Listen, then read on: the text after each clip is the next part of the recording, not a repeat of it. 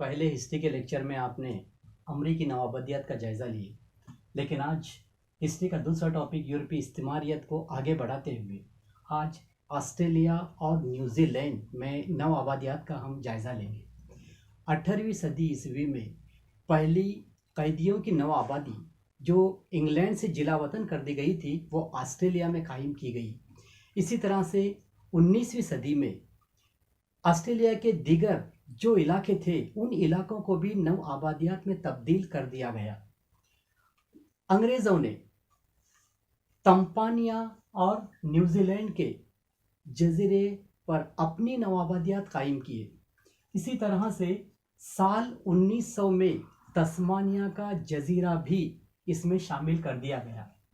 Australia کی جمہوریت کو برطانیہ کی سلطنت نے اپنے ایک مکمل ملک کی طرح بنا دیا، جہاں پر 2 ایوانی پارلیمنٹ قائم کی گئی اور برطانوی بادشاہ نے گورنر جنرل کو نمائندے کی حیثیت سے، ایک وائسرائے کے نمائندے کی حیثیت سے آسٹریلیا میں مقرر کیا۔ یورپی آباد کاروں کو ہی آسٹریلیا میں جانے کی اور رہنے کی اجازت تھی اور دیگر کسی کو بھی نہیں تھی۔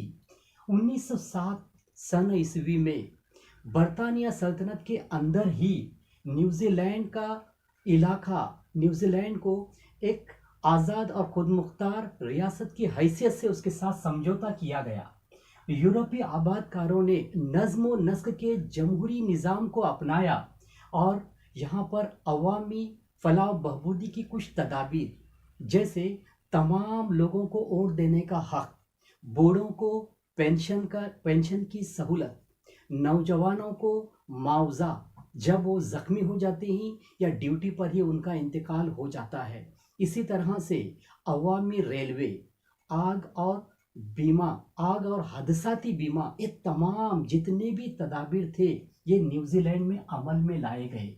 اس طرح سے آسٹریلیا اور نیوزی لینڈ میں نو آبادیات قائم کیے گئے۔ اب ہم دیکھیں گے افریقہ میں نو آبادیات جو قائم کیے گئے تھے اس کے بارے میں تھوڑا سا ہم جائزہ حاصل کریں گے۔ افریقہ، اس علاقے میں بھی، اس براعظم میں بھی یورپی مسافر نو آبادیات قائم کرنے کے لیے پہنچ گئے۔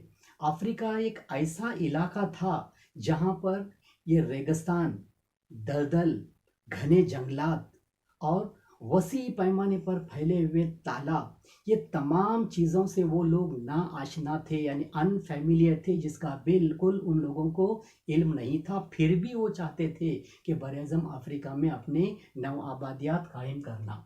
بیلجیم کا بادشاہ لیوپولڈ دوم نے، جس کا اختیار کانگو پر تھا، یعنی کانگو اس بیلجیم کے بادشاہ لیوپولڈ دوم کے اختیار میں تھا۔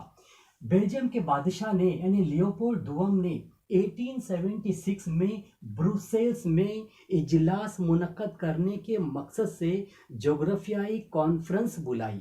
اس جغرافیائی کانفرنس میں ماہرین جغرافیہ اور محقق، یعنی تحقیق کرنے کے لیے تمام لوگ وہاں جمع ہو گئے اور افریقہ کی علم کی نشر و اشاعت کے لیے، یعنی اسی براعظم افریقہ، اس کی علم کی نشر و اشاعت کے مقصد سے وسط افریقہ میں تہذیب اور کھوج لگانے کے لیے اس مقصد سے بین الاقوامی تنظیم نامی ایک ادارہ قائم کرنے کا فیصلہ کیا گیا۔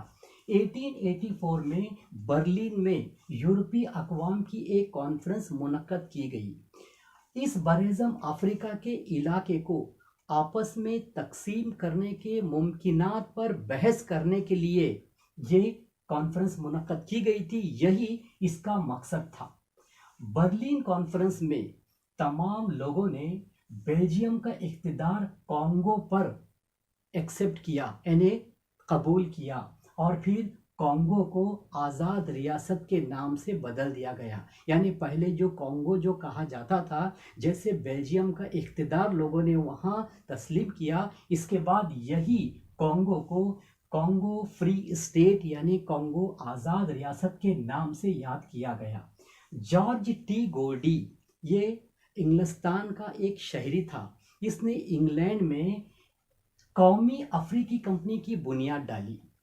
اس لیے برطانیہ سلطنت نے نائجیریا میں اس جارج ٹی گولڈی کو تجارتی عمل انجام دینے کے لیے اس کی اجازت دیتے ہوئے ایک منشور جاری کیا، اور پھر آگے چل کر یہی قومی افریقی کمپنی کو برطانیہ سلطنت نے خود اپنے اختیار میں لے لیا، یعنی اس کو حاصل کیا، اور نائجیریا ایک نو آبادی بن گئی۔ 1883 میں بسمارک، جو جرمنی کا چانسلر تھا، اس نے مغربی افریقہ میں اپنی پہلی جرمن نو آبادی قائم کی، اس کا نام ٹوگو لینڈ رکھا گیا۔ اس کے بعد جرمنی نے کیمرون اور جنوب مغربی علاقے میں اپنے نو آبادیات قائم کیے۔ فرانس نے سینیگل، گیمبیا، کانگو کا شمالی علاقہ اور آئیوری کا ساحلی علاقہ جو 1883 میں حاصل کیا تھا، اور پرتگال سے ڈاہومی کا علاقہ حاصل کیا۔ اس طرح سے سینیگل، گیمبیا، کانگو کا شمالی علاقہ، آئیوری ساحل اور پھر پرتگال کا ڈاہومی، یہ تمام علاقے فرانس کے نو آبادیات بن گئے۔ انگلینڈ، فرانس اور جرمنی، ان کی مشرقی افریقہ میں دلچسپی تھی، یعنی ان کے نگاہیں مشرقی افریقہ میں تھے۔ وہ چاہتے تھے کہ وہاں پر ایک دوسرے آپس میں مل کر نو آبادیات قائم کریں۔ اس لیے ان تینوں اقوام نے، جن میں انگلینڈ، فرانس اور جرمنی نے، ایک دوسرے کے مفادات کی حفاظت کے لیے ایک معاہدہ کیے۔ وہ معاہدے کے تحت ان تینوں اقوام کے درمیان تعلقات گہرے ہو گئے، اور اس معاہدے کے مطابق زنزیبار کے سلطان کو پیمبا کا جزیرہ اور مشرقی افریقہ کا ساحلی علاقہ دیا گیا، اور فرانس کو مدغاسکر کا علاقہ دیا گیا۔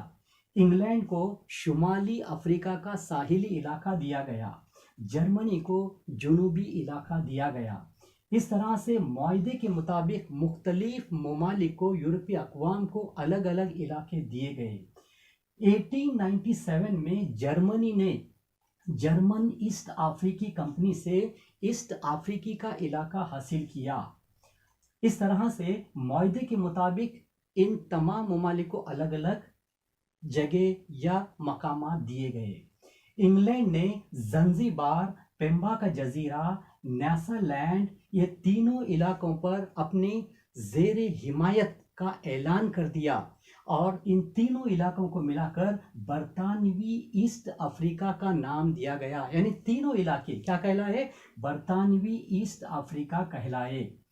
اس طرح سے 1830 یعنی 1830 میں فرانس نے پہلے ہی سے الجیریا اور اٹلی کو اپنے اختیار میں لے چکا تھا، لیکن پھر بھی ٹونس کو حاصل کرنا چاہتا تھا۔ لیکن ٹونس کو حاصل کرنے کے لیے انگلینڈ اور فرانس کے درمیان مقابلہ آرائی ہو رہی تھی، لیکن اس مقابلہ آرائی میں فرانس نے کامیابی حاصل کی، کیونکہ فرانس نے اپنی چالاکی سے ترکی سلطان سے ٹونس کا علاقہ حاصل کیا۔ اس میں ٹونس کا علاقہ بھی فرانس کے ساتھ شامل ہو گیا۔ اس کے بعد فرانس نے موروکو کو اپنے اختیار میں لے لیا۔ اس طرح سے فرانس کے نو آبادیات میں اضافہ ہو گیا۔ تو آج ہم نے اس لیکچر میں یورپی استعماریت کے اس عنوان کے تحت اس ٹاپک میں آسٹریلیا، نیوزی لینڈ اور افریقہ کے مختلف نو آبادیات کا جائزہ لیے۔